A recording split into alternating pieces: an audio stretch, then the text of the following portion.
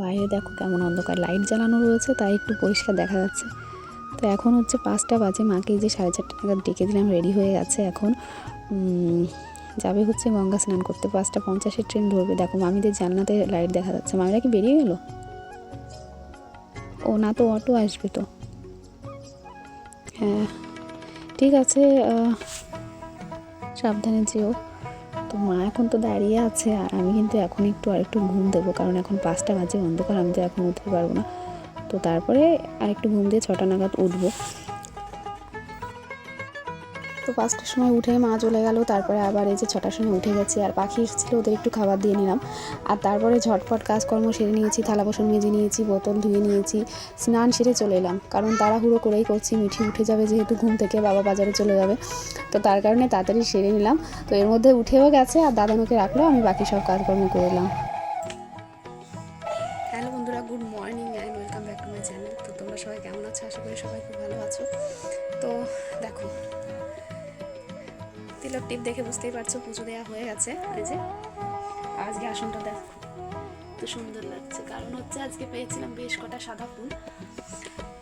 তো মানে আমাদের গাছের ফুল একটাও ছিল না, তোমরা তো দেখেছো মা ভোরবেলা বেরোলো। তো তারপরে এসে একটু ঘুমিয়ে পড়েছি, মানে 5টা নাগাদ বেরিয়েছে, তারপরে একটু ঘুমিয়েছি 1 ঘন্টা নাগাদ মতো। 6টার সময় উঠলাম, উঠে দেখি মানে অন্যদিন আমি বিকালে ফুলের কড়ি তুলে রাখি, আজকে মানে কালকে আর তোলা হয়নি, আজকে উঠে আর ফুলও পাইনি। ভাবলাম একটাও হয়তো পাবো না, তুলসী পাতা দিয়ে পুজো দিতে হবে, আজকে বুধবার, ভালো লাগছিল না। তো গিয়ে দেখি যে রানাদের গাছে মানে মামিদের গাছে বেশ কটা সাদা ফুল ছিল ওপরের ডালে, তো টেনে টেনে তুলে নিয়ে আসলাম, আর এই যে পুজো দিয়ে নিলাম। তো মিষ্টির খাবারটা বানিয়েছি, ঠান্ডা হয়ে গেছে, খাইয়ে নেব। আর বাবাকে চা করে দিলাম, চলে গেছে। বাবা ছিল 8টা পর্যন্ত বাড়ি ছিল, মানে ওকে ধরে রেখেছিল আর কি, মিঠিকে কোলে নিয়ে রাখলো। আমি স্নান টান সেরে এলাম। মাথাটা শ্যাম্পু করেছি, চুলটা এখনও ভেজা, আর মাথাটা কি হালকা লাগছে কি বলবো। কদিন হচ্ছে এই মাটি বাড়িতে এই অবস্থা, মানে শ্যাম্পু করে রাখাই যাচ্ছে না, মানে মাথায় কেমন হয়ে যাচ্ছে। তো আজকে বেশ একটু মানে হালকা লাগছে। আর দুদিন যেহেতু কাজ বন্ধ, আর বাবা ওই ঢালাইয়ে জল টল দিয়ে গেল, এইমাত্রই গেছে, বেশি সময় হয়নি গেছে। তো যাই হোক, এখন যেতে হবে রান্নাঘরে, মিঠিকে খাইয়ে রেখে দেওয়া। আশিস গেল হচ্ছে, ও এইমাত্র উঠলো, বাথরুমে গেছে, আর ওকে নিয়েই এখন যাবো রান্নাঘরে, ভাতটা বসিয়ে নেব। ঘরের কাজ হয়ে গেছে, সবটাই হয়ে গেছে, বিছানা তোলা, ঘর ঝাড় দেওয়া তো সব হয়ে গেছে, পুজো দেওয়া হয়ে গেছে, মানে সব হয়ে গেছে। তো এখন রান্নাঘরে যাব, একটু চা খেয়ে নিয়ে তারপরে রান্নাটা বসাবো। বেশি কিছু রান্না করতে হবে না, কালকের একটু মাংস আছে, তো বাবা তো খাবে না, চিকেন খায় না। ডাল রান্না করবো, আলু সিদ্ধ, আর দেখি কিছু একটা ভাজা যায় নাকি, বেগুন, তো তাতেই হয়ে যাবে। মা হয়তো আস্তে আস্তে 12টা 1টা নাগাদ বেজে যাবে, জানি না কটা বাজবে। তো চলো আর কথা বলছি না, আর একটা জিনিস তোমাদের সঙ্গে শেয়ার করি। দেখো চুল আছড়েছি, দেখো এত কিছু, এতগুলো চুল উঠেছে, মানে মাথা আঁচড়াতে আর ইচ্ছেই করে না, এত চুল উঠেছে। আরেকটা জিনিস দেখবে, দেখো আমার দুষ্টুটা কি করছে বসে বসে, সমস্ত জামা প্যান্ট নিজে নামিয়ে কি করছে, মানে আমি কি করে কাজ গোছাবো। বললাম যে রান্না করতে যাব, আমার এখন এগুলো আবার গোছাতে বসতে হবে। মানে আমার কাজের শেষ নেই, কি আর বলবো। তো এগুলো গুছিয়ে নিয়ে চলো রান্নাঘরে যাই।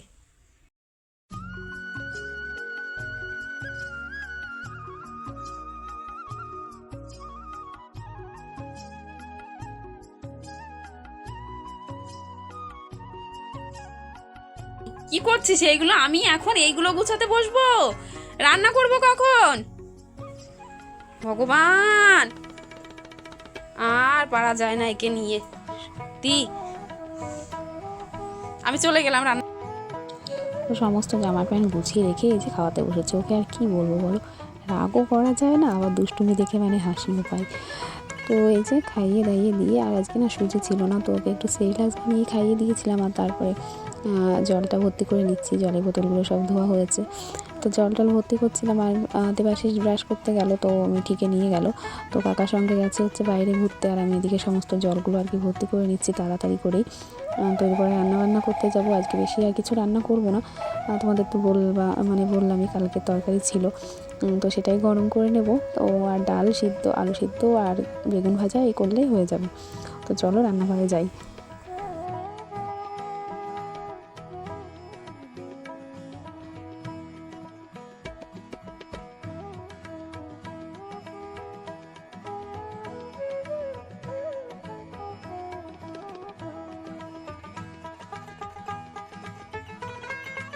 তো রান্নাঘরে এসেই চাটা একটু গরম করে নিয়েছি, আর এই যে চায়ের কাপের চুন। সকালবেলায় সমস্ত কাজের মধ্যে দিয়ে আর কি যতক্ষণ না আর কি চা খাওয়া যায়, তো শীতের সকালে বিশেষত যতক্ষণ না চায়ের কাপের চুন দেওয়া যায় তত সময় কিন্তু সকালটা বেশ ভালো হয় না।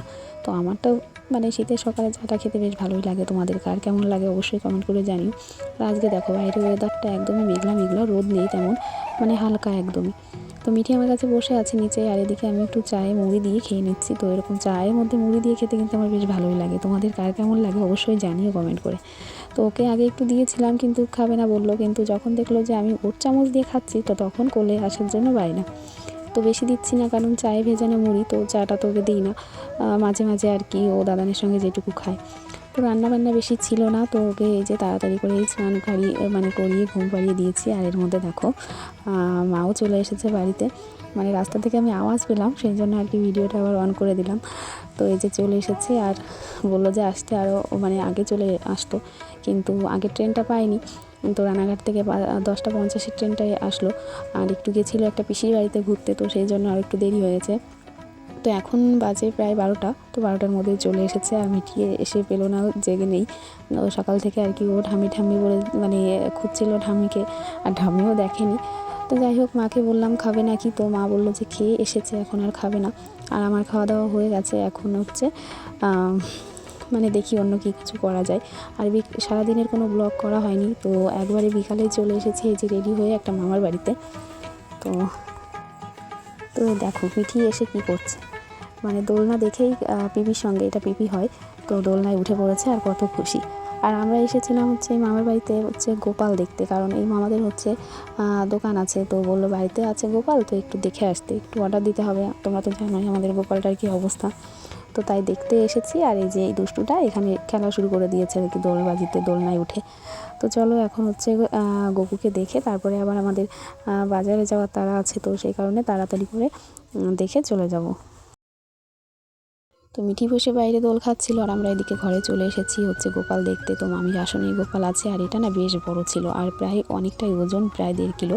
তো এত বড় আমরা নেব না, তো তবুও দেখে এলাম। এখানে 2টো গোপাল আছে। তো তারপরে আরেকটা মামার বাড়িতে চলে এসেছি। তো বেশি বেরোনো হয় না, আজকে বেরিয়েই আর কি সব জায়গা দিয়ে ঘুরে নিচ্ছি। তো বাড়িতে চলে এলাম, আর আজকে বাজারে গিয়ে কিন্তু বেশি কাজ হয়নি, সেই কারণে তাড়াতাড়ি চলে এসেছি, কারণ মিঠি গিয়ে খুব বিরক্ত করছিল। তো শুধু গোপালের অর্ডারটা দিয়ে চলে এসেছি, আর বাড়ি এসে আমাদের রান্না হয়ে গেছে। আর এই যে বিড়ি তুলে নিচ্ছি, কারণ আকাশটা আজকে মেঘলা। তো বাবা বললো বৃষ্টি যদি হয় রাতে তো বিড়িগুলো ভেজে যাবে, তো আমি এই জন্য কুলোর মধ্যে তুলে নিচ্ছি। তো আসার সময় মামার বাড়ির থেকে একটা জিনিস নিয়ে এসেছি, তো সেটা হচ্ছে বিকালে বাজারে গিয়ে কোনো কাজ হয়নি, সেই একটা কেমন লাগছিল, তো সেই মন খারাপটা চলে গেছে। মানে সেই জিনিসটা তোমাদের ঘরে গিয়ে দেখাচ্ছি, দেখলেই একদম খুশি হয়ে যাবে। আমার তো খুবই পছন্দের একটা জিনিস, তো তোমাদের কার কেমন লাগে অবশ্যই জানিও। তো দেখানোর আগেই বলে দিলাম, এই যে এটা হচ্ছে রজনীগন্ধা, একদম টাটকা ফুল। তো এটার যা মানে এত সুন্দর গন্ধ, আমার তো খুবই পছন্দের। তোমাদের কার কেমন লাগে অবশ্যই কমেন্ট করে জানিও। আর এটা কেমন লাগছে, আমি একদম টিভির সামনে শোকেজের ওপর সাজিয়ে দিয়েছি। তো যাই হোক আজকে ভিডিওটা এখানেই শেষ করছি। কেমন লাগলো তোমাদের অবশ্যই কমেন্ট করে জানিও, আর চ্যানেলটিকে সাবস্ক্রাইব করে দিয়ে পাশে থেকো। Good night, tata.